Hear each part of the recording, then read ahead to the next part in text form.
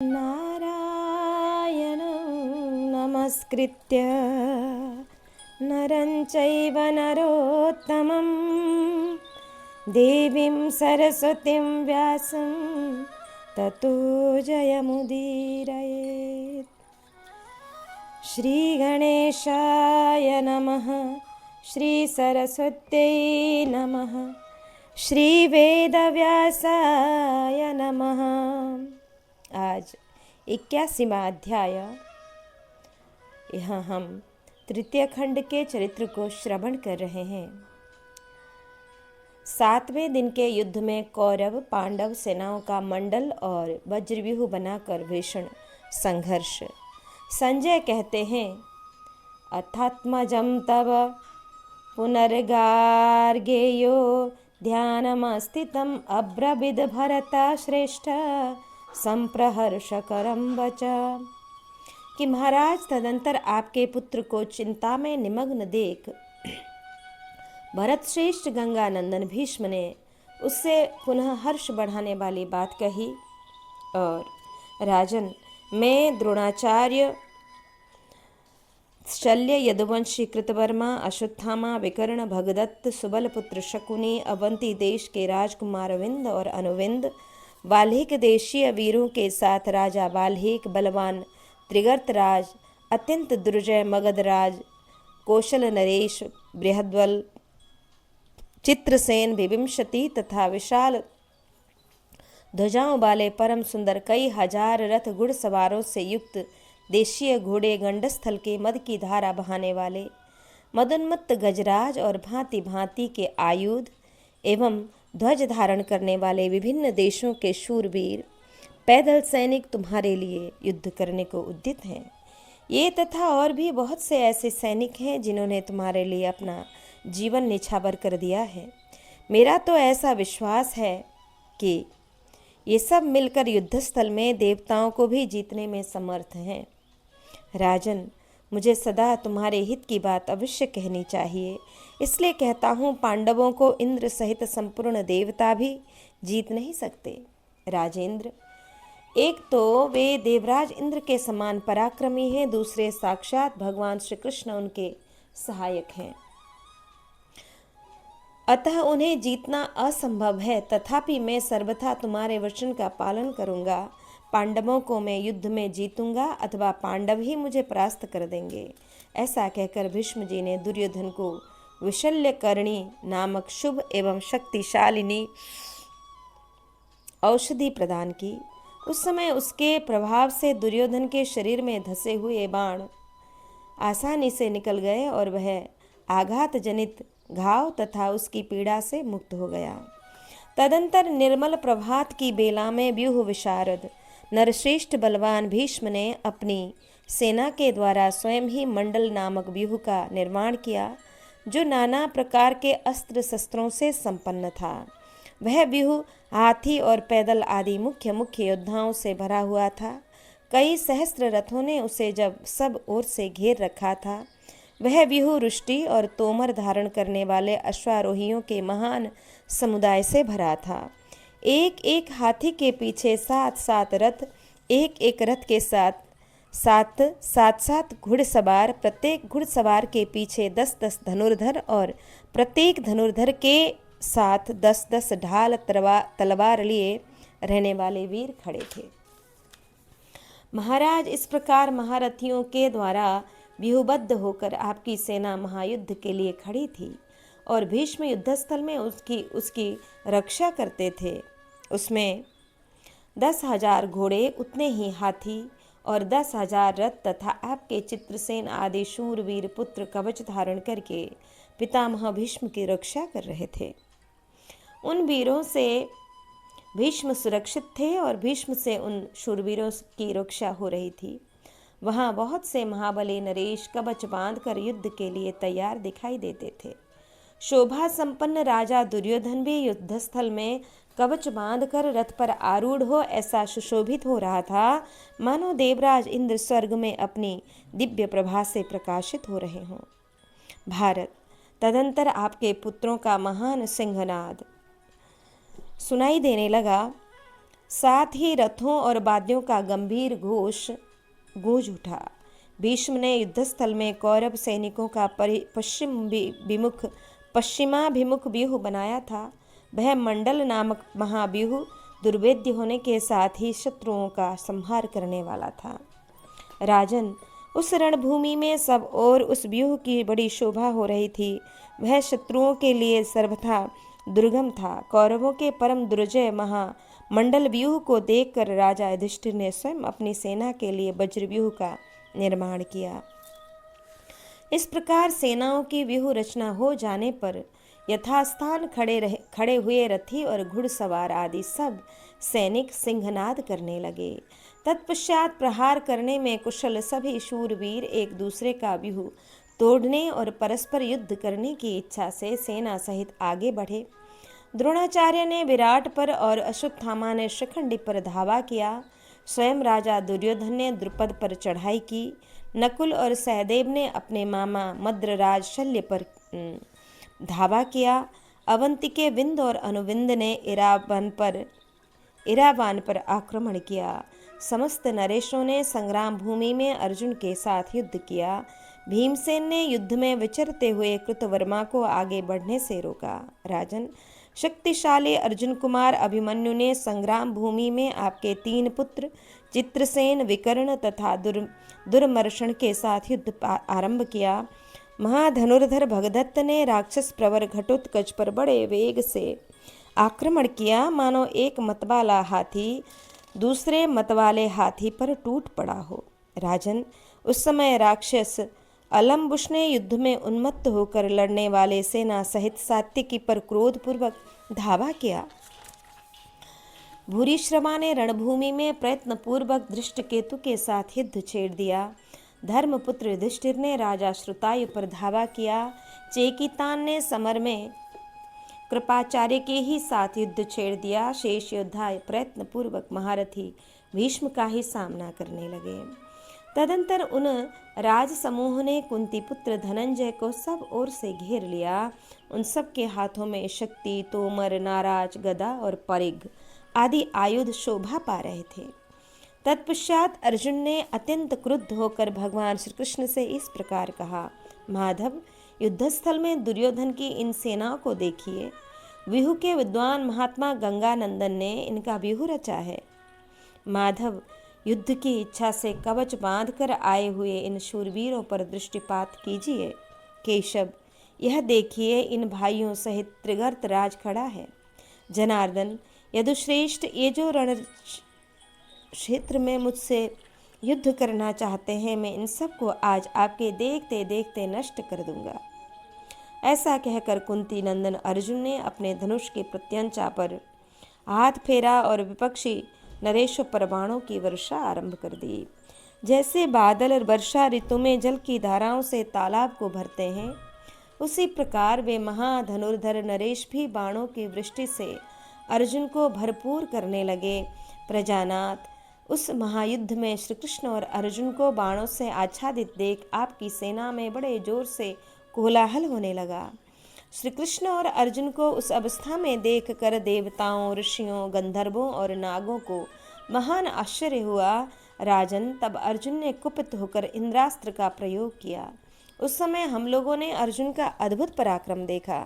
उन्होंने अपने बाण समूह द्वारा शत्रुओं की हुई बाण वर्षा को रोक दिया। महाराज, उस समय वहां कोई भी योद्धा ऐसा नहीं रह गया था जो उनके बाणों से क्षत विक्षत न हुआ हो। आर्य, कुंती कुमार अर्जुन ने उन सहस्त्रों राजाओं के घोड़ों तथा हाथियों में से किन्हीं को 2-2 और किन्हीं को 3-3 बाणों से घायल कर दिया। अर्जुन की मार खाकर वे सब के सब शांतनु नंदन भीष्म की शरण में गए। उस समय अगाध विपत्ति समुद्र में डूबते हुए सैनिकों के लिए भीष्म जहाज बन गए थे। महाराज, पांडवों के आक्रमण करने पर आपकी सेना का भी भंग हो गया। वह सेना प्रचंड वायु के वेग से समुद्र की भांति विक्षुब्ध हो उठी। संजय कहते हैं, राजन, तथा प्रवृत्ते संग्रामे निवृत्ते च सुशर्मणि भग्नेषु चापि वीरेषु पांडवेन महात्मना।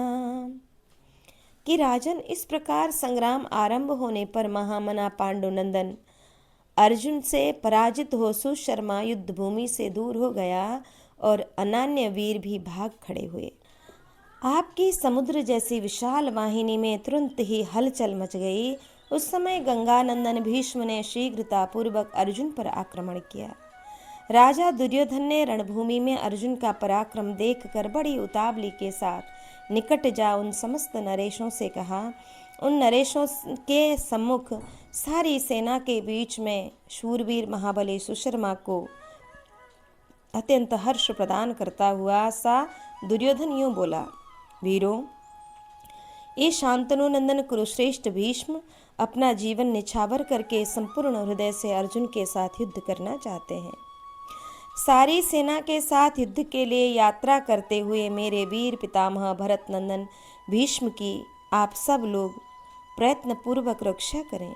महाराज, बहुत अच्छा कहकर राजाओं की वे संपूर्ण सेनाएं पितामह भीष्म के पास गईं। तदंतर शांतनु नंदन भीष्म युद्ध भूमि में सहसा अर्जुन के सामने गए। भरतवंशी भीष्म को आते देख महाबली अर्जुन उनके पास जा पहुँचे। वे जिस रथ पर आरूढ़ होकर आए थे वह अत्यंत शोभायमान था। उसमें श्वेत वर्ण के विशाल घोड़े जुते हुए थे।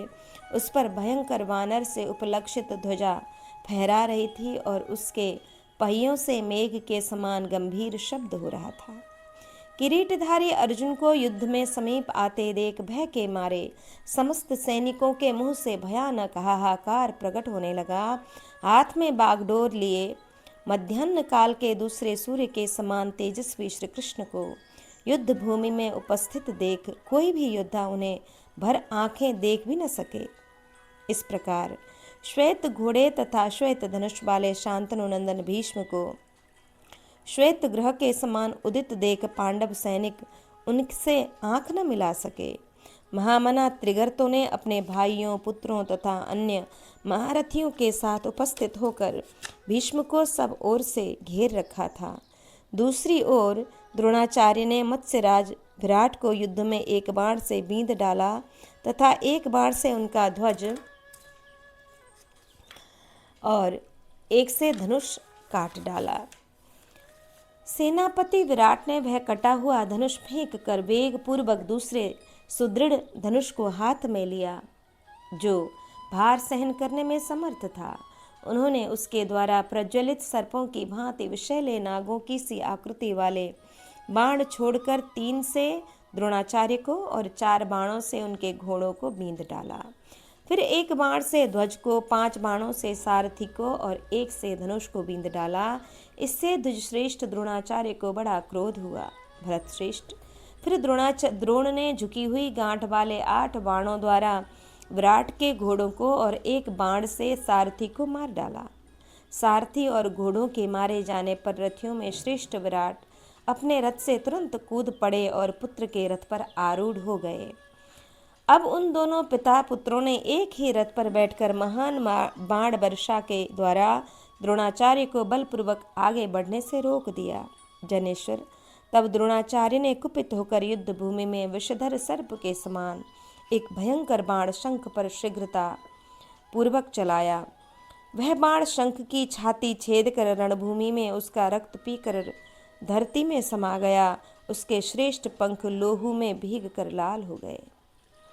द्रोणाचार्य के बाणों से घायल होकर शंख पिता के पास ही धनुष बाण छोड़कर तुरंत ही रणभूमि में गिर पड़ा।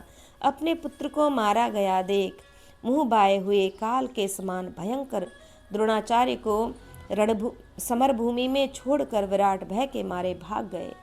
तब द्रोणाचार्य ने संग्राम भूमि में तुरंत ही पांडवों की विशाल वाहिनी को विदीर्ण करना आरंभ किया। सैकड़ों हजारों योद्धा धराशायी हो गए।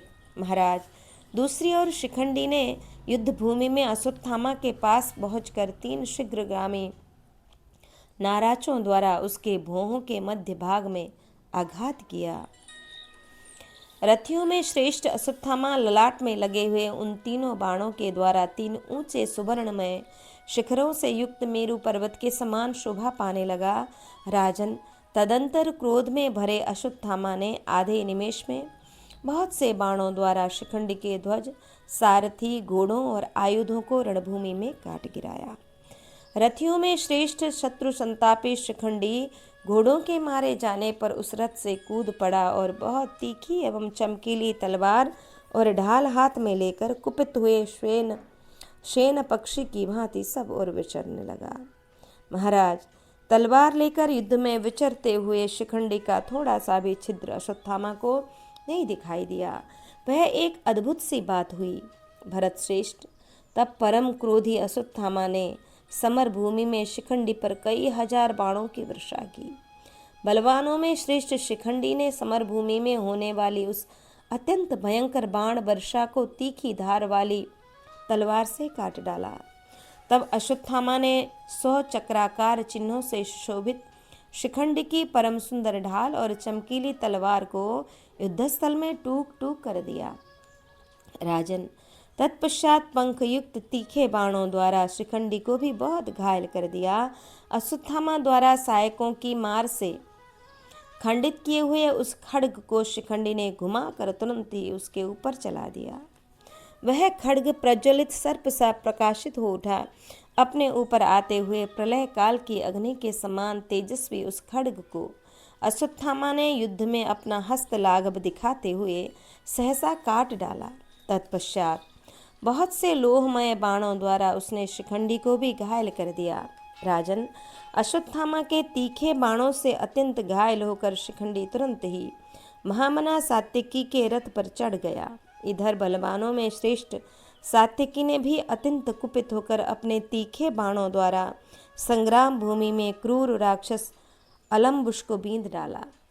भारत, तब राक्षस राज अलम्बुश ने रणक्षेत्र में अर्धचंद्राकार बाण के द्वारा सात्यकी के धनुष को काट दिया और अनेक सहायकों का प्रहार करके उन्हें भी घायल कर दिया। तत्पश्चात उसने राक्षसी माया फैलाकर उसके ऊपर बाणों की वर्षा आरंभ की। उस समय हमने सात्यकी का अद्भुत पराक्रम देखा। भारत, वे समर भूमि में तीखे बाणों से पीड़ित होने पर भी घबराए नहीं। उन यशस्वी यदुकुल रत्न सात्यकी ने अर्जुन से जिसकी शिक्षा प्राप्त की थी उस इंद्रास्त्र का प्रयोग किया। उस समय उस दिव्यास्त्र ने उस राक्षसी माया को तत्काल ही भस्म करके अलम्बुश के ऊपर सब ओर से दूसरे दूसरे बाणों की उसी प्रकार वर्षा आरंभ की जैसे वर्षा ऋतु में मेघ पर्वत पर जल की धाराएं गिराता है।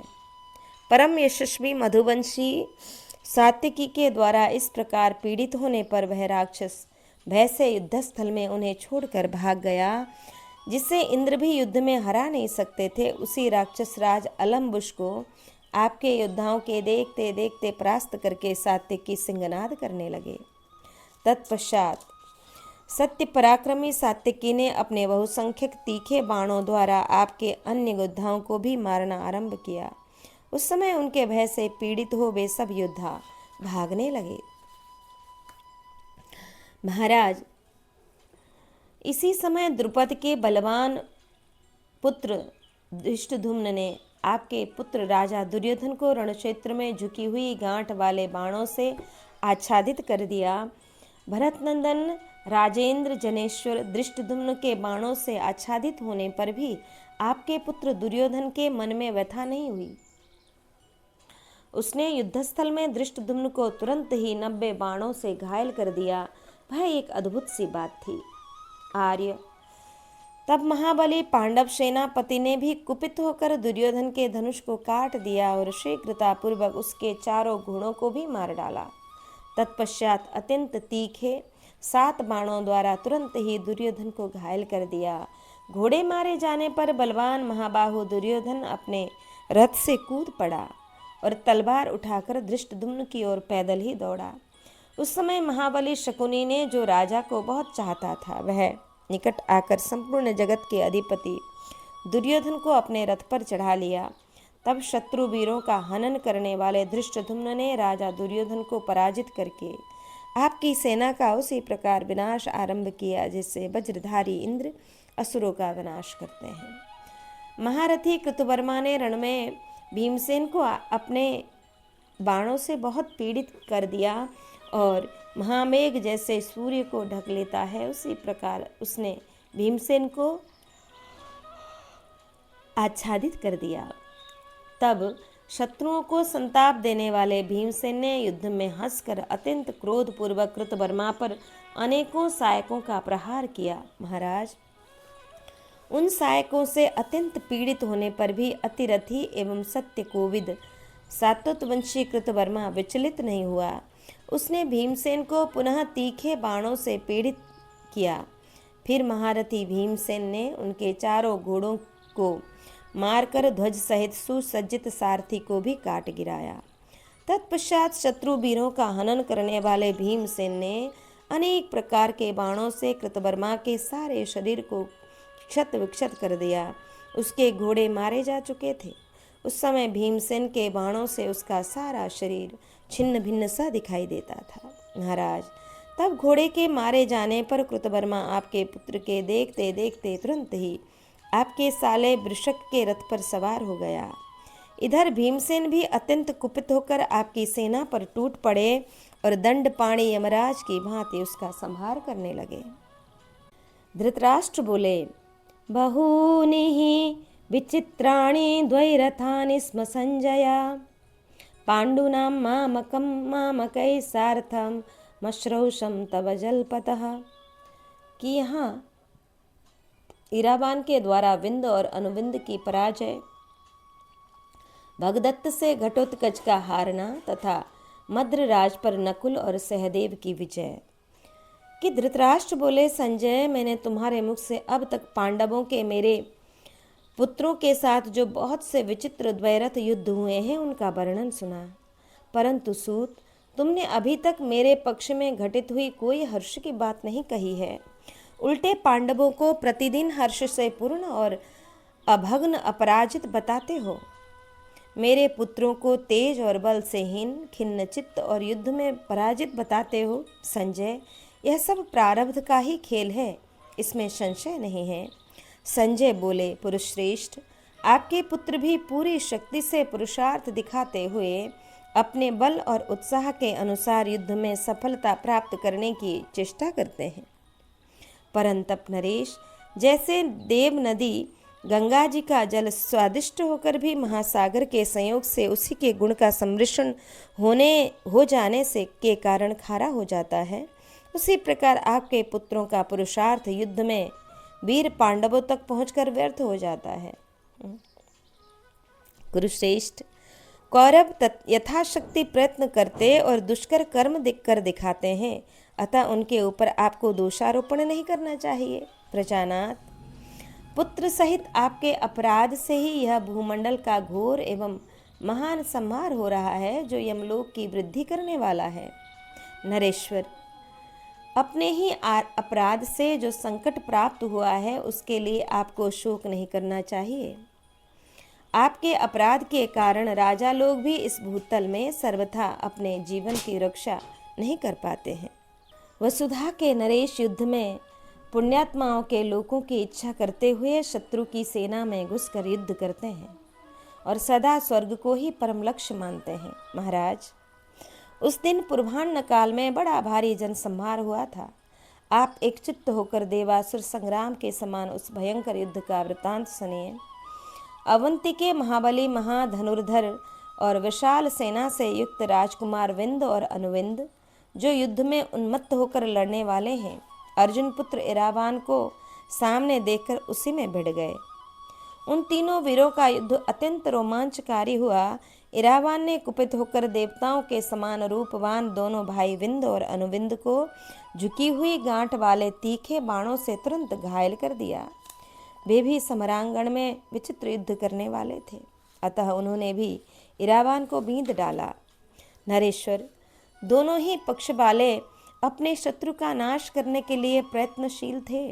दोनों ही एक दूसरे के अस्त्रों का निवारण करने की इच्छा रखते थे, अतः युद्ध करते समय उनमें कोई अंतर नहीं दिखाई देता था। राजन, उस समय इरावान ने अपने 4 बाणों द्वारा अनुविंद के चारों घोड़ों को यमलोक पहुंचा दिया। आर्य राजन, तदंतर 2 तीखे भल्लों द्वारा उन्होंने युद्धस्थल में उसके धनुष और ध्वज को काट डाले, ध्वज जो थे वो काट डाले। वह अद्भुत सी बात हुई। तत्पश्चात अनुविंद अपना रथ त्याग कर विंद के रथ पर जा बैठा और भार वहन करने में समर्थ दूसरा परम उत्तम धनुष लेकर युद्ध के लिए डट गया। रथियों में श्रेष्ठ वे दोनों आवंत वीर रणभूमि में एक ही रथ पर बैठकर शीघ्रता के साथ महामना इरावान पर बाणों की वर्षा करने लगे। उन दोनों के छोड़े हुए महान वेगशाली सुवर्ण भूषित बाणों ने सूर्य के पथ पर पहुंचकर आकाश को आच्छादित कर दिया। तब इरावान ने भी रणक्षेत्र में क्रुद्ध होकर उन दोनों महारथी बंधुओं पर बाणों की वर्षा आरंभ कर दी और उनके सारथी को मार गिराया। सारथी के प्राण शून्य होकर पृथ्वी पर गिर जाने के पश्चात उस रथ के घोड़े घबरा कर भागने लगे और इस प्रकार वह रथ संपूर्ण दिशाओं में दौड़ने लगा।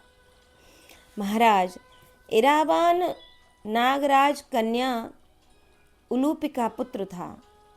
उसने विंद और अनुविंद को जीतकर अपने पुरुषार्थ का परिचय देते हुए तुरंत ही आपकी सेना का संहार आरंभ कर दिया। युद्ध क्षेत्र में इरावान से पीड़ित होकर आपकी विशाल सेना विषपान किए हुए मनुष्य की भांति नाना प्रकार से उद्वेग प्रकट करने लगी। दूसरी ओर राक्षस राज महाबली घटोत्कच ने सूर्य के समान तेजस्वी एवं ध्वजयुक्त रथ के द्वारा भगदत्त पर आक्रमण किया। जैसे पूर्व काल में तारकामय संग्राम में अवसर पर वज्रधारी इंद्र ऐरावत नामक हाथी पर आरूढ़ होकर युद्ध के लिए गए थे, उसी प्रकार इस महायुद्ध में प्राग ज्योतिषपुर के स्वामी राजा भगदत्त एक गजराज पर चढ़कर आए थे। वहां युद्ध देखने के लिए आए हुए देवताओं, गंधर्वों तथा ऋषियों की भी समझ में यह नहीं आया कि घटोत्कच और भगदत्त में पराक्रम की दृष्टि से क्या अंतर है। जैसे देवराज इंद्र ने दानवों को भयभीत किया था, उसी प्रकार भगदत्त ने पांडव सैनिकों को भयभीत करके भगाना आरंभ किया। भारत भगदत्त के द्वारा खदेड़े हुए पांडव सैनिक संपूर्ण दिशाओं में भागते हुए अपनी सेनाओं में भी कहीं कोई रक्षक नहीं पाते थे। भरत नंदन, उस समय वह हम लोगों ने केवल भीमपुत्र घटोत्कच को ही रथ पर स्थिर भाव से बैठा देखा। शेष महारथी खिन्न चित्त होकर वहीं से भाग रहे थे। भारत, तब पांडवों की सेनाएं पुनः युद्ध भूमि में लौट आई। तब उस युद्ध क्षेत्र में आपकी सेना के भीतर घोर हाहाकार होने लगा। राजन, उस समय उस महायुद्ध में घटोत्कच ने अपने बाणों द्वारा भगदत्त को उसी प्रकार आच्छादित कर दिया जैसे बादल मेरु पर्वत को ढक लेता है। राक्षस घटोत्कच के धनुष से छूटे हुए उन सभी बाणों को नष्ट करके राजा भगदत्त ने रणक्षेत्र में तुरंत ही घटोत्कच के सभी मर्मस्थानों पर प्रहार किया। झुकी हुई गांठ वाले बहुत से बाणों द्वारा आहत होकर भी विदीर्ण किए जाने वाले पर्वत की भांति राक्षस राज घटोत्कच व्यथित एवं विचलित नहीं हुआ। प्रागज्योतिषपुर के नरेश ने कुपित हो उस राक्षस पर 14 तोमर चलाए, परंतु उसने समरभूमि में उन सबको काट दिया। उन तोमरों को तीखे बाणों से काट कर महाबाहु घटोत्कच ने कंक पुत्र युक्त 70 बाणों द्वारा भगदत्त को भी घायल कर दिया। भारत, तब राजा प्रागज्योतिष भगदत्त ने हंसते हुए से उस युद्ध में अपने सहायकों द्वारा घटोत्कच के चारों घोड़ों को मार गिराया। घोड़ों के मारे जाने पर भी उसी रथ पर खड़े हुए प्रतापी राक्षस राज घटोत्कच ने भगदत्त के हाथी पर बड़े वेग से शक्ति का प्रहार किया। उस शक्ति में सोने का डंडा लगा हुआ था। वह अत्यंत वेगशालिनी थी। उससे सहसा आती देख राजा भगदत्त ने उसके 3 टुकड़े कर डाले, फिर वह पृथ्वी पर बिखर गई। अपनी शक्ति को कटी हुई देखकर हिडिंबा कुमार घटोत्कच भगदत्त के भय से उसी प्रकार भाग गया जैसे पूर्व काल में देवराज इंद्र के साथ युद्ध करते समय दैत्यराज नमुची रणभूमि से भागा था। राजन घटोत्कच अपने पौरुष के लिए विख्यात पराक्रमी शूरवीर था। वरुण और यमराज भी उस वीर को समरभूमि में परास्त नहीं कर सकते थे। उसी को वहां रणक्षेत्र में जीतकर भगदत्त का वह हाथी समरांगण में पांडव सेना का उसी प्रकार मर्दन करने लगा जैसे बनेला हाथी सरोवर में कमलिनी को रौंदता हुआ विचरता है। दूसरी ओर मद्रराज शल्य युद्ध में अपने भांजे नकुल और सहदेव से उलझे हुए थे। उन्होंने पांडुकुल को आनंदित करने वाले भांजों को अपने बाण समूह से आच्छादित कर दिया। सहदेव ने समरभूमि में अपने मामा को युद्ध में आसक्त देखकर जैसे बादल सूर्य को ढक लेता है, उसी प्रकार उन्हें अपने बाण समूह से आच्छादित करके आगे बढ़ने से रोक दिया। उनके बाण समूह से आच्छादित होकर भी शल्य प्रयत्न अत्यंत प्रसन्न ही हुए। माता के नाते नकुल और सहदेव के मन में भी अपने प्रति अनुपम प्रेम का भाव था। आर्य, तब महारथी शल्य ने समरभूमि में हंसकर एक बाण से नकुल के ध्वज को और दूसरे उनके धनुष को भी काट दिया। दूसरे से भारत धनुष कट जाने पर उन्हें बाणों से आच्छादित से करते हुए युद्धस्थल में उनके सारथी भी मार गिराया। और राजन, फिर उन्होंने उस युद्ध में 4 उत्तम सहायकों द्वारा नकुल के 4 घोड़ों को यमराज के घर भेज दिया। घोड़ों के मारे जाने पर महारथी नकुल उस रथ से तुरंत ही कूदकर अपने यशस्वी भाई सहदेव के ही रथ पर जा बैठे। तदंतर एक ही रथ पर बैठे हुए उन दोनों शूरवीरों ने क्षण भर में अपने सुदृढ़ धनुष को खींचकर रणभूमि में मद्रराज के रथ को तुरंत ही आच्छादित कर दिया। अपने भांजे के चलाए हुए झुकी हुई गांठ वाले बहुसंख्यक बाणों से आच्छादित होने पर भी नरश्रेष्ठ शल्य पर्वत की भांति अडिग भाव से खड़े रहे, कंपित या विचलित नहीं हुए। उन्होंने हंसते हुए से उस शस्त्र वर्षा को भी नष्ट कर दिया। भारत, तब पराक्रमी सहदेव ने कुपित होकर एक बाण हाथ में लिया और उसे मद्रराज को लक्ष्य करके चला दिया। उसके द्वारा चलाया हुआ वह बाण गरुड़ और वायु के समान वेगशाली था। वह मद्रराज को विदीर्ण करके पृथ्वी पर जा गिरा। महाराज, उसके गहरे आघात से पीड़ित एवं व्यथित होकर महारथी शल्य रथ के पिछले भाग में जा बैठे और मूर्छित हो गए। युद्धस्थल में नकुल और सहदेव द्वारा पीड़ित होकर उन्हें अचेत हो रथ पर गिरा हुआ देख सारथी रथ द्वारा रणभूमि से बाहर हटा ले गया। मद्रराज के रथ को युद्ध से विमुख हुआ देख आपके सभी पुत्र मन ही मन दुखी ही हो सोचने लगे, शायद अब मद्रराज का जीवन शेष नहीं है। महारथी माद्री पुत्र युद्ध में अपने मामा को परास्त करके प्रसन्नता पूर्वक शंख बजाने और सिंहनाद करने लगे। प्रजानाथ, जैसे इंद्रदेव और उपेंद्र देव दैत्यों की सेना को मार भगाते हैं, उसी प्रकार नकुल सहदेव हर्ष में भरकर आपकी सेना को खदेड़ने लगे।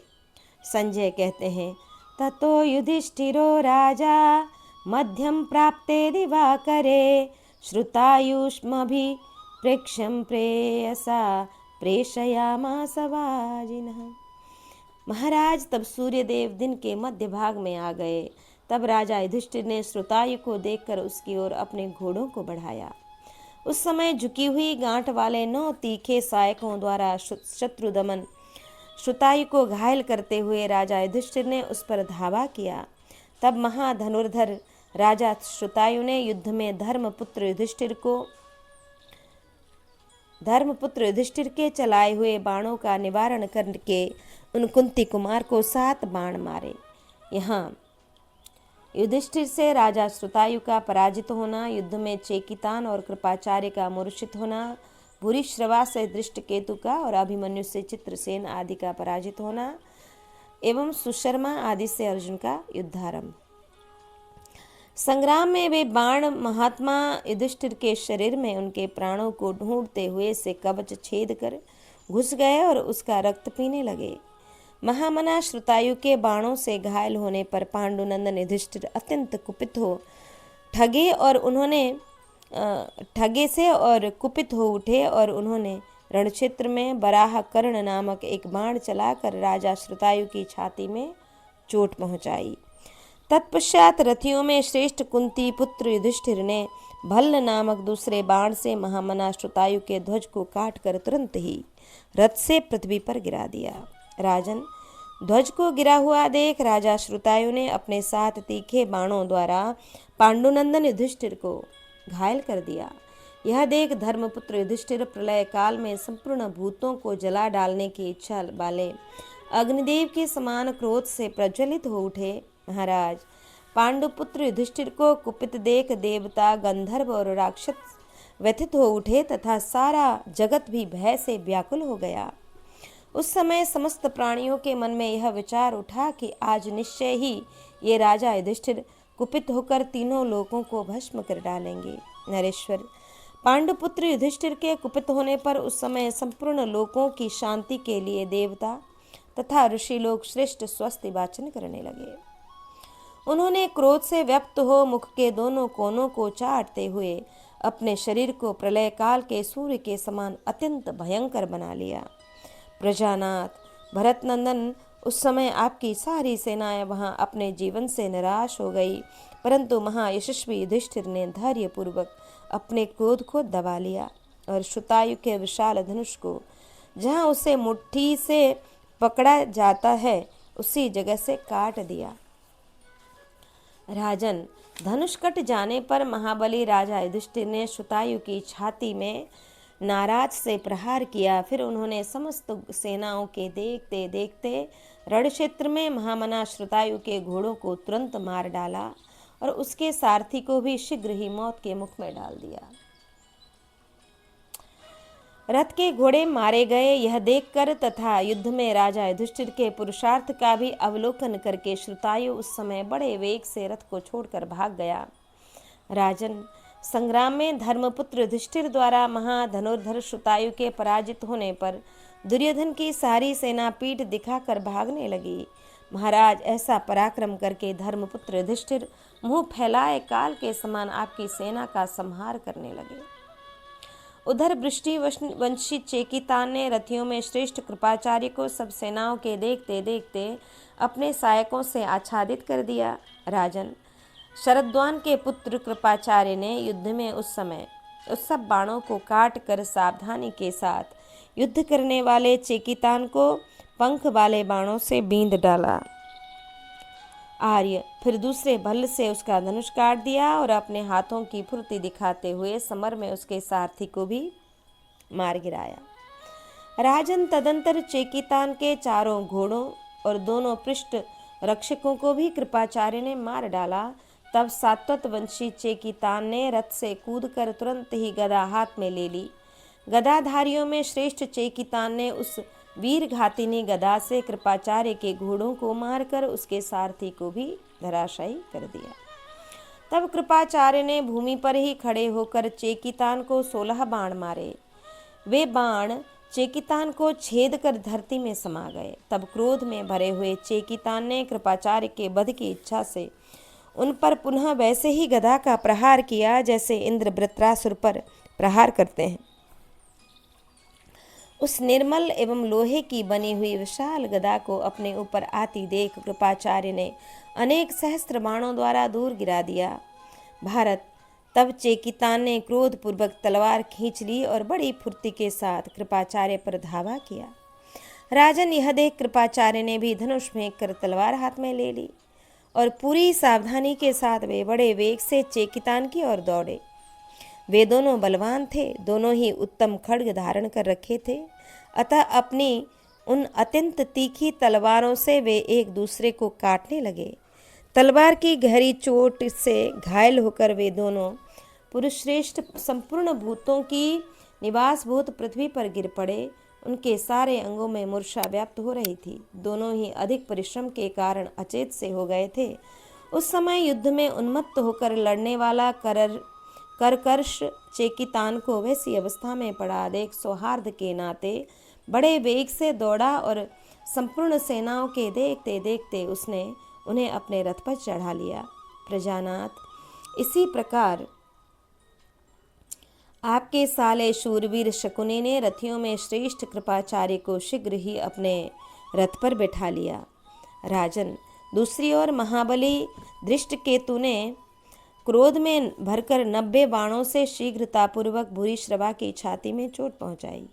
महाराज, छाती में धसे हुए उन बाणों से भूरिश्रवा उसी प्रकार शोभा पाने लगा जैसे दोपहर के समय सूर्य अपनी किरणों द्वारा अधिक प्रकाशित होता है। तब भूरिश्रवा ने समरभूमि में उत्तम सहायकों द्वारा महारथी दृष्टकेतु के घोड़ों और सारथी को मारकर उन्हें रथहीन कर दिया। भूरिश्रवा ने दृष्टकेतु के घोड़े और सारथी के मारे जाने से रथहीन हुआ देख युद्धस्थल में बाणों की बड़ी भारी वर्षा करके ढक दिया।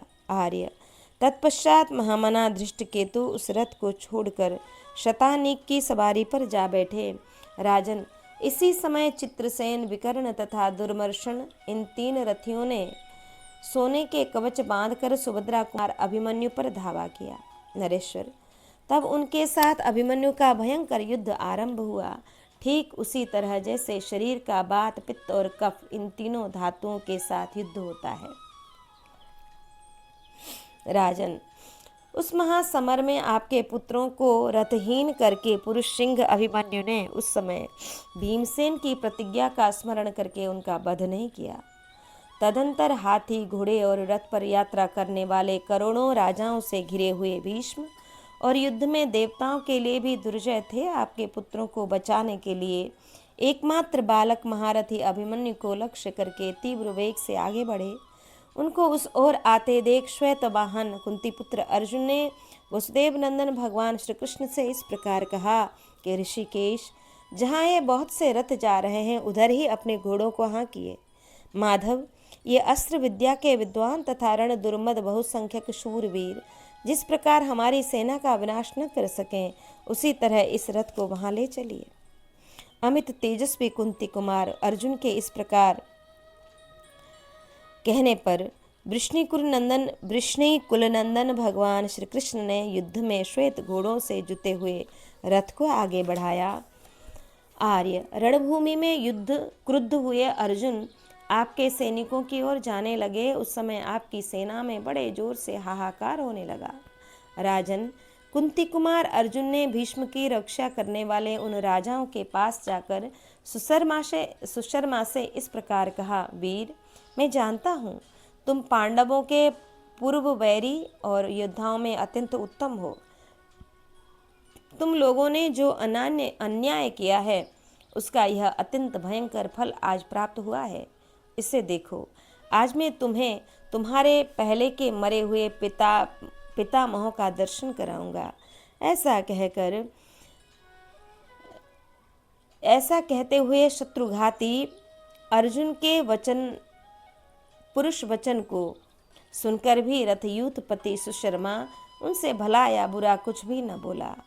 अनेक राजाओं से घिरे हुए उस महारथी ने आपके पुत्रों को साथ ले युद्ध में वीर अर्जुन के सामने जाकर उन्हें आगे, पीछे और पार्श्वभाग सब ओर से घेर लिया और जैसे बादल सूर्य को ढक लेते हैं उसी प्रकार बाणों से अर्जुन को आच्छादित कर दिया। भारत, तत्पश्चात रणक्षेत्र में आपके पुत्रों और पांडवों में खून को पानी की तरह बहाने वाला महान संग्राम छिड़ गया।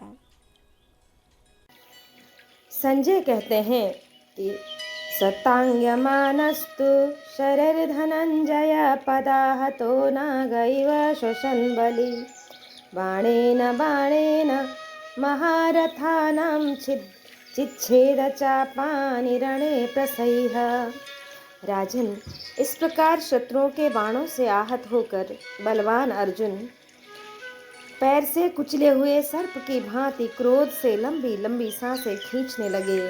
उन्होंने बलपूर्वक पृथक पृथक बाण मारकर युद्ध में सभी महारथियों के धनुष काट डाले। रण क्षेत्र में उन पराक्रमी नरेशों के धनुषों को क्षण भर में काट कर महामना अर्जुन ने उनका पूर्णतः संहार कर देने की इच्छा से एक ही साथ सबको अपने बाणों से घायल कर दिया। राजन, इंद्रपुत्र अर्जुन के द्वारा ताड़ित होकर वे सभी नरेश खून से लथपथ हो युद्ध भूमि में गिर पड़े। उनके अंग छिन्न भिन्न हो गए थे, मस्तक कटकर दूर जा गिरे थे, कवच और शरीर के टुकड़े टुकड़े हो चुके थे और इस अवस्था में पहुंचकर उन्हें अपने प्राण खो देने पड़े थे। पार्थ के बल से अभिभूत होकर वे विचित्र रूपधारी राजकुमार एक साथ ही पृथ्वी पर गिरकर नष्ट हो गए। उन राजपुत्रों को युद्ध में मारा गया देख त्रिगर्त राज सुशर्मा ने रथ के द्वारा अर्जुन पर आक्रमण किया। उन राजपुत्रों के रथों के जो दूसरे 32 पृष्ठ रक्षक थे, वे भी सुशर्मा के साथ ही अर्जुन पर टूट पड़े। इसी प्रकार उन सब ने अर्जुन को चारों ओर से घेर कर महान टंकार ध्वनि करने वाले अपने धनुष खींचे और जैसे मेघ पर्वत पर जल राशि की वर्षा करते हैं, उसी प्रकार अर्जुन पर बाण समूहों की वृष्टि करने लगे। उनके बाण समूहों की वर्षा से पीड़ित होकर युद्धस्थल में अर्जुन के हृदय में बड़ा भारी रोष हुआ। उन्होंने रणक्षेत्र में तेल के धोए हुए 60 बाण मारकर उन पृष्ठ रक्षकों का भी संहार कर दिया। इस प्रकार युद्ध भूमि में उन सभी रथियों को जीतकर और कौरव सेनाओं का समर में संहार करके प्रसन्न चित्त हुए यशस्वी विजयी अर्जुन ने भीष्म के वध के लिए शीघ्रता की। महामना अर्जुन के द्वारा अपने बंधु समूह को मारा गया देख त्रिगर्त राज सुप्रसिद्ध नरपतियों को युद्ध के लिए आगे करके तुरंत ही अर्जुन का वध करने के लिए उनके सामने आया। अस्त्रधारियों में श्रेष्ठ वीर अर्जुन पर आक्रमण होता देख शिखंडी आदि महारथी उनके रथ की रक्षा करने के लिए तीखे अस्त्र शस्त्र हाथ में लिए आगे बढ़े। इधर धनुर्धर अर्जुन भी त्रिगर्त राज के साथ उन नरवीरों को आते देख संग्राम भूमि में गांडीव धनुष से छोड़े हुए तीखे बाणों द्वारा उन्हें नष्ट करके भीष्म जी के पास जाना चाहते थे। इतने में ही उन्होंने युद्धस्थल में राजा दुर्योधन और सिंधुराज जयद्रथ आदि को देखा। दुर्योधन और जयद्रथ आदि योद्धा अर्जुन को रोकने के प्रयत्न में लगे थे। अतः उस समय अनंत पराक्रमी एवं महा तेजस्वी वीर अर्जुन ने 2 घड़ी तक बलपूर्वक युद्ध करके उन सबको रोक दिया। तत्पश्चात राजा दुर्योधन और जयद्रथ आदि नरेशों को वहीं छोड़कर भयंकर बल से संपन्न एवं मनस्वी अर्जुन हाथ में धनुष बाण ले युद्धस्थल में गंगानंदन भीष्म की ओर चल दिए।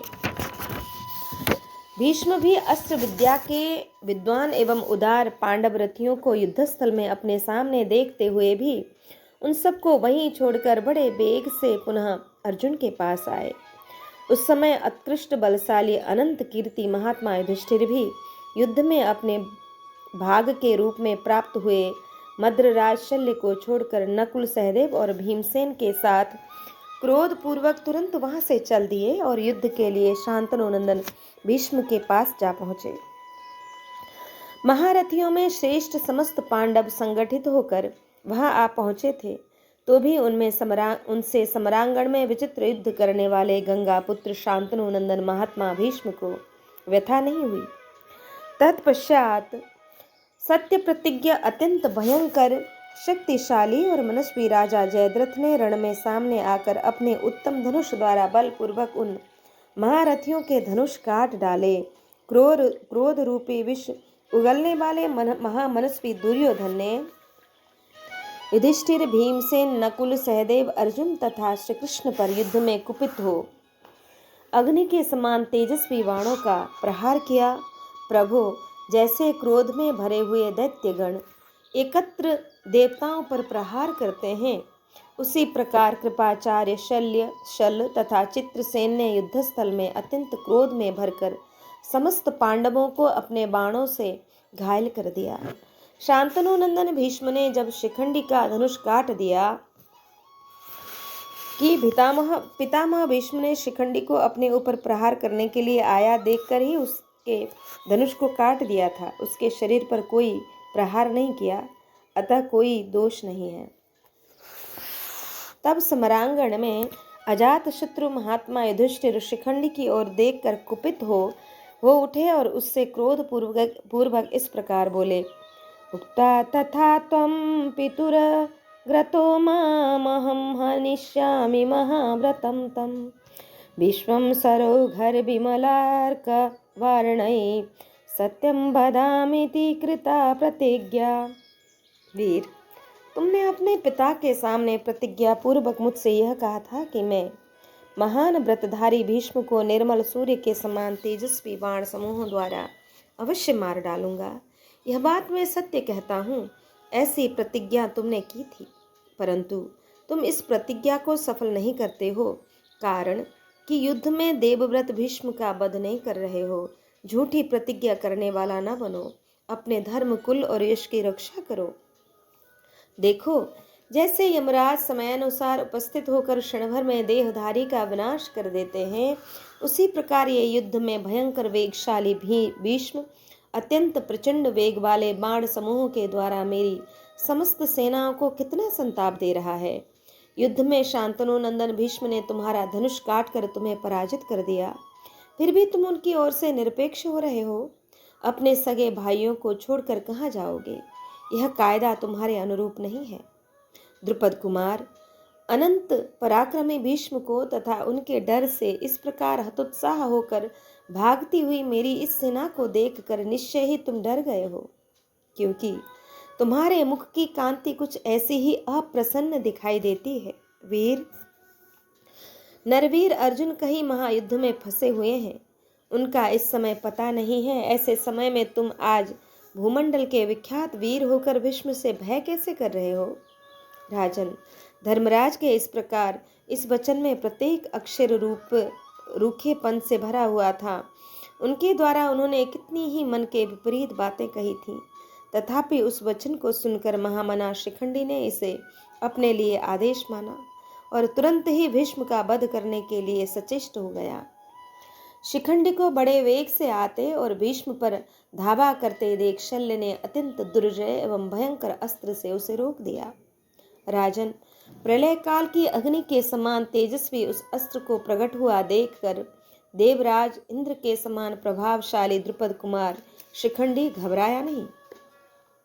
वह महाधनुर्धर वीर अपने बाणों द्वारा शल्य के अस्त्र का निवारण करता हुआ वहीं डटा रहा। फिर शिखंडी ने शल्य के अस्त्र का प्रतिघात करने वाले अन्य भयंकर वारुणास्त्र को हाथ में लिया। आकाश में खड़े हुए देवताओं तथा रणक्षेत्र में आए हुए राजाओं ने देखा, शिखंडी के दिव्यास्त्र से शल्य का अस्त्र विदीर्ण हो रहा था। राजन, महात्मा एवं वीर भीष्म युद्धस्थल में अजमीर कुल नंदन पांडु पुत्र राजा युधिष्ठिर के विचित्र धनुष और ध्वज को काटकर गर्जना करने लगे। तब धनुष बाण फेंक कर भय से दबे हुए युधिष्ठिर को देखकर भीमसेन गदा लेकर युद्ध में पैदल ही राजा जयद्रथ पर टूट पड़े। इस प्रकार सहसा हाथ में गदा लिए भीमसेन को वेग पूर्वक आते देख जयद्रथ ने यमदंड के समान भयंकर 500 तीखे बाणों द्वारा सब ओर से उन्हें घायल कर दिया। वेगशाली भीमसेन उसके बाणों की कोई परवाह न करते हुए मन ही मन क्रोध से जल उठे। तत्पश्चात उन्होंने समर भूमि में सिंधुराज के कबूतर के समान रंग वाले घोड़ों को मार गिराया। यह देखकर आपका अनुपम प्रभावशाली पुत्र देवराज सदृश दुर्योधन भीमसेन को मारने के लिए वहां आ पहुंचा। तब भीमसेन भी सहसा सिंहनाद करके गदा द्वारा गर्जन तर्जन करते हुए जयद्रथ की ओर बढ़े। घोड़े के मारे जाने पर जयद्रथ उस रथ को छोड़कर जहां शकुनी, सेवक वृंद तथा छोटे भाइयों सहित कुरुराज दुर्योधन था वहीं चला गया। भीमसेन को देखकर जयद्रथ का मन किम कर्तव्य विमूढ़ हो गया था, वह भय से पीड़ित हो रहा था। भीमसेन भी शकुनी और भाइयों सहित आपके पुत्र दुर्योधन को देखकर रोष में भर गए और सहसा गर्जना करके गदा द्वारा जयद्रथ को मार डालने की इच्छा से आगे बढ़े। यमदंड के समान भयंकर उस गदा को उठी हुई देख समस्त कौरव आपके पुत्र को वहीं छोड़कर गदा के उग्र आघात से बचने के लिए चारों ओर भाग गए। भारत, मोह में डालने वाले उस अत्यंत दारुण एवं भयंकर जनसंहार में उस महागदा को आती देख केवल चित्रसेन का चित्त किम कर्तव्य विमूढ़ नहीं हुआ था। राजन, वह अपने रथ को छोड़कर हाथ में बहुत बड़ी ढाल और तलवार ले पर्वत के शिखर से सिंह की भांति कूद पड़ा और पैदल ही विचरता हुआ युद्धस्थल के दूसरे प्रदेश में चला गया। वह गदा भी चित्रसेन के विचित्र रथ पर पहुंचकर उसे घोड़े और सारथी सहित चूर चूर करके आकाश से टूटकर पृथ्वी पर गिरने वाली जलती हुई विशाल उल्का के समान रणभूमि में जा गिरी। भारत, इस समय आपके समस्त सैनिक चित्रसेन का वह महान आश्चर्यमय कार्य देखकर बड़े प्रसन्न हुए। वे सभी सब ओर से एक साथ आपके पुत्र के शौर्य की प्रशंसा और गर्जना करने लगे। भीष्म और युधिष्ठिर का युद्ध, धृष्टद्युम्न और सात्यकी के साथ विंद और अनुविंद का संग्राम, द्रोण आदि का पराक्रम और 7वें दिन के युद्ध की समाप्ति। संजय कहते हैं, वीरथम तम समासाद्यम चित्रसेनम यशस्विनम रथमारोपयामास विकर्णस्तनयस्तव। राजन, रथहीन हुए अपने यशस्वी भाई चित्रसेन के पास जाकर आपके पुत्र विकर्ण ने उसे अपने रथ पर चढ़ा लिया। जब इस प्रकार भयंकर और घमासान युद्ध होने लगा, उसी समय शांतनु नंदन भीष्म ने तुरंत ही राजा युधिष्ठिर पर धावा किया। यह देख सृंजय वीर रथ, हाथी और घोड़ों सहित कांप उठे। उन्होंने युधिष्ठिर को मौत के मुख में पड़ा हुआ ही समझा। कुरुनंदन राजा युधिष्ठिर भी नकुल और सहदेव के साथ महाधनुर्धर पुरुष सिंह शांतनु नंदन भीष्म का सामना करने के लिए आगे बढ़े। जैसे मेघ सूर्य को ढक लेता है, उसी प्रकार युद्धस्थल में हजारों बाणों की वर्षा करते हुए पांडुपुत्र युधिष्ठिर ने भीष्म को आच्छादित कर दिया। आर्य, उनके द्वारा अच्छी तरह चलाए हुए सैकड़ों और हजारों बाणों के समूह को गंगानंदन भीष्म ने ग्रहण कर लिया, अपने बाणों द्वारा विफल कर दिया। आर्य, इसी प्रकार भीष्म के चलाए हुए बाण समूह भी आकाश में पक्षियों के झुंड के समान दिखाई देने लगे। शांतनु नंदन भीष्म ने युद्धस्थल में आधे निमेष में ही पृथक पृथक बाणों का जाल सा बिछाकर कुंती नंदन युधिष्ठिर को अदृश्य कर दिया। तब क्रोध में भरे हुए राजा युधिष्ठिर ने कुरुवंशी महात्मा भीष्म पर विषधर सर्प के समान नाराज प्रहार किया। राजन, परंतु महारथी भीष्म ने युधिष्ठिर के धनुष से छूटे हुए उस नाराज को अपने पास पहुंचने से पहले ही समरभूमि में एक छुरप्र द्वारा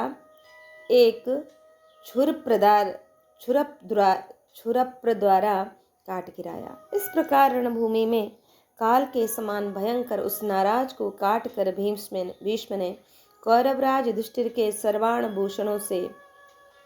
सुवर्णाभूषणों से युक्त घोड़ों को मार डाला। घोड़ों के मारे जाने पर भी उसी रथ में खड़े हुए धर्मराज युधिष्ठिर ने भीष्म पर शक्ति चलाई। कालपाश के समान तीखी एवं भयंकर उस शक्ति को सहसा अपनी ओर आते देख भीष्म ने झुकी हुई गांठ वाले बाणों द्वारा उसे रणभूमि में काट गिराया। तदंतर जिसके घोड़े मारे गए थे, उस रथ को त्याग कर धर्मपुत्र युधिष्ठिर तुरंत ही महामना नकुल के रथ पर आरूढ़ हो गए। उस समय रणक्षेत्र में नकुल और सहदेव को पाकर शत्रु नगरी पर विजय पाने वाले भीष्म ने अत्यंत कुपित हो उन्हें बाणों से आच्छादित कर दिया। महाराज नकुल और सहदेव को भीष्म के बाणों से अत्यंत पीड़ित देख युधिष्ठिर अपने मन में भीष्म के वध की इच्छा लेकर गहन विचार करने लगे। तदंतर युधिष्ठिर ने अपने वशवर्ती नरेशों तथा सुहृद गणों को यह आदेश दिया कि सब लोग मिलकर शांतनु नंदन भीष्म को मार डालो। तब कुंती पुत्र युधिष्ठिर का यह कथन सुनकर समस्त राजाओं ने विशाल रथ समूह के द्वारा पितामह भीष्म को चारों ओर से घेर लिया। राजन, सब ओर से घिरे हुए आपके ताऊ देवव्रत सब महारथियों को धराशायी करते हुए अपने धनुष के द्वारा क्रीड़ा करने लगे, जैसे सिंह का बच्चा वन के भीतर मृगों के झुंड में घुसकर खेल कर रहा हो। उसी प्रकार कुंती कुमारों ने युद्ध में विचरते हुए कुरुवंशी भीष्म को वहां देखा। महाराज, वे रणभूमि में वीरों को डांटते और बाणों के द्वारा उन्हें त्रास देते थे। जैसे मृगों के समूह सिंह को देखकर डर जाते हैं, उसी प्रकार सब राजा भीष्म को देखकर भयभीत हो गए। जैसे वायु की सहायता से घास फूस को जलाने की इच्छा वाली अग्नि अत्यंत प्रज्वलित हो उठती है, उसी प्रकार भरतवंश के सिंह भीष्म के स्वरूप को रणक्षेत्र में क्षत्रियों ने अत्यंत तेजस्वी देखा। भीष्म उस अवस्था में रथियों के मस्तक काट काट कर उसी प्रकार गिराने लगे जैसे कोई कुशल मनुष्य ताड़ के वृक्षों से पके हुए फलों को गिरा रहा हो। महाराज, भूतल पर पटापट गिरते हुए मस्तकों का आकाश से पृथ्वी पर पड़ने वाले पत्थरों के समान भयंकर शब्द हो रहा था। उस भयानक तुमुल युद्ध के होते समय सभी सेनाओं का आपस में भारी संघर्ष हो गया। उन सब का व्यूह भंग हो जाने पर भी संपूर्ण क्षत्रिय परस्पर एक एक को ललकारते हुए युद्ध के लिए डटे ही रहे। शिखंडी भरतवंश के पितामह भीष्म के पास पहुंचकर उनकी ओर बड़े वेग से दौड़ा और बोला, खड़ा रहे, खड़ा रहे। किंतु भीष्म ने शिखंडी के स्त्रीत्व का चिंतन करके युद्ध में उसकी अवहेलना कर दी और श्रृंजय वंशी क्षत्रियों पर क्रोध पूर्वक आक्रमण किया। तब श्रृंजयगण उस महायुद्ध में हर्ष और उत्साह से भरे हुए भीष्म को देखकर शंखध्वनि के साथ नाना प्रकार से सिंहनाद करने लगे। प्रभो, जब सूर्य पश्चिम दिशा में ढलने लगे उस समय युद्ध का रूप और भी भयंकर हो गया। रथ से रथ और हाथी से हाथी भिड़ गए। पांचाल कुमार धृष्टद्युम्न तथा महारथी सात्यकी, ये दोनों शक्ति और तोमरों की वर्षा से कौरव सेना को अत्यंत पीड़ा देने लगे। राजन, उन दोनों ने युद्ध में अनेक प्रकार के अस्त्र शस्त्रों द्वारा आपके सैनिकों का संहार करना आरंभ किया। भरत श्रेष्ठ, उनके द्वारा समर में मारे जाते हुए आपके सैनिक युद्ध विषयक श्रेष्ठ बुद्धि का सहारा लेकर ही संग्राम छोड़कर भाग नहीं रहे थे। आपके योद्धा भी रण क्षेत्र में पूर्ण उत्साह के साथ शत्रुओं का संहार कर रहे थे। राजन, महामना धृष्टद्युम्न समरांगण में जब आपके योद्धाओं का वध कर रहे थे उस समय उन महामनस्वी वीरों का आर्त क्रंदन बड़े जोर से सुनाई देता था। आपके सैनिकों का भयघोर आर्तनाद सुनकर अवंती के राजकुमार विंद और अनुविंद धृष्टद्युम्न का सामना करने के लिए वहां उपस्थित हुए। उन दोनों महारथियों ने बड़ी उतावली के साथ धृष्टद्युम्न के घोड़ों को मारकर उन्हें भी अपने बाणों की वर्षा से ढक दिया। तब महाबली धृष्टद्युम्न तुरंत ही अपने रथ से कूदकर महामना सात्यकी के रथ पर शीघ्रता पूर्वक चढ़ गए। तदंतर विशाल सेना से घिरे हुए राजा युधिष्ठिर ने शत्रुओं को तपाने वाले और क्रोध में भरे हुए विंद अनुविंद पर आक्रमण किया। आर्य, इसी प्रकार आपका पुत्र दुर्योधन भी संपूर्ण उद्योग से समर भूमि में विंद और अनुविंद की रक्षा के लिए उन्हें सब ओर से घेर कर खड़ा हो गया। क्षत्रिय शिरोमणि अर्जुन भी अत्यंत कुपित होकर क्षत्रियों के साथ संग्राम भूमि में उसी प्रकार युद्ध करने लगे जैसे वज्रधारी इंद्र असुरों के साथ करते हैं। आपके पुत्र का प्रिय करने वाले द्रोणाचार्य भी युद्ध में कुपित होकर समस्त पांचालों का विनाश करने लगे, मानो आग रुई के ढेर को जला रही हो। प्रजानाथ, आपके दुर्योधन आदि पुत्र रण क्षेत्र में भीष्म को घेर कर पांडवों के साथ युद्ध करने लगे। भारत, तदंतर जब सूर्य देव पर संध्या की लाली छाने लगी तब राजा दुर्योधन ने आपके सभी योद्धाओं से कहा, जल्दी करो। फिर तो वे सब योद्धा वेग से युद्ध करते हुए दुष्कर पराक्रम प्रकट करने लगे। उसी समय सूर्य अस्ताचल को चले गए और उनका प्रकाश लुप्त हो गया। इस प्रकार संध्या होते होते क्षण भर में रक्त के प्रवाह से परिपूर्ण भयानक नदी बह चली और उसके तट पर गीदड़ों की भीड़ जमा हो गई। भैरव रब फैलाने वाली अमंगलमयी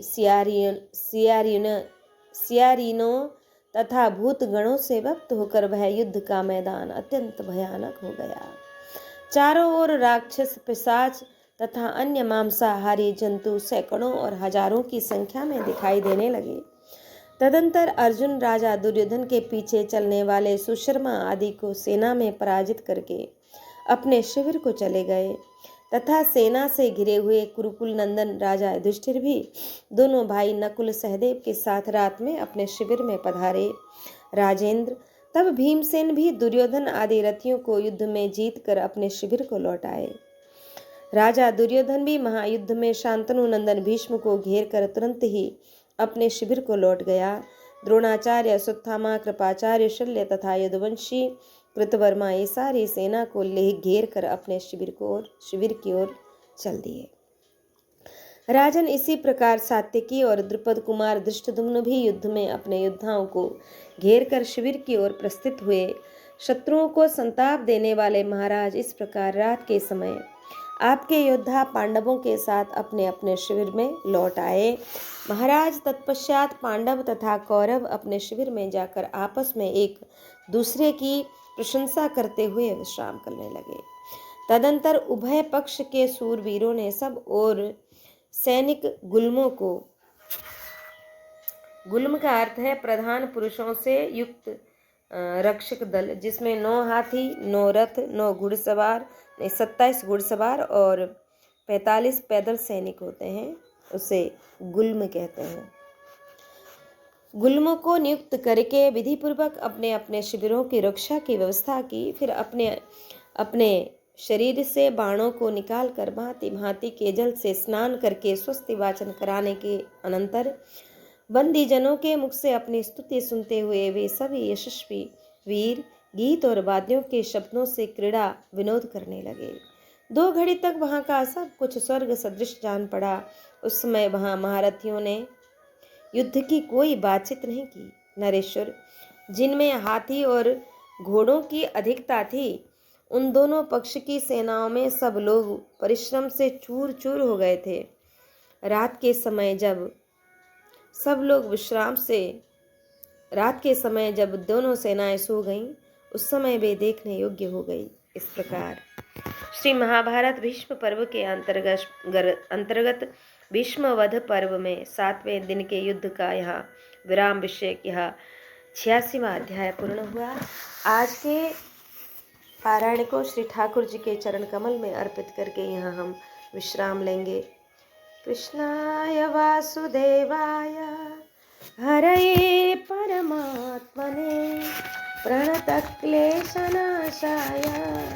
गोविंदाय